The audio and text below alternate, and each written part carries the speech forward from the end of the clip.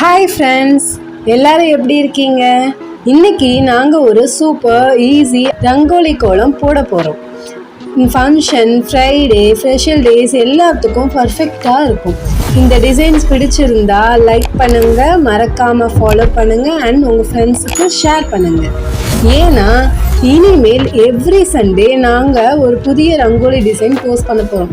அதில் ஒரு இன்ட்ரெஸ்டிங் விஷயம் என்னென்னா, நெக்ஸ்ட் வீக் என்ன கோலம் போடணும்னு நீங்கள் தான் டிசைட் பண்ண போகிறீங்க.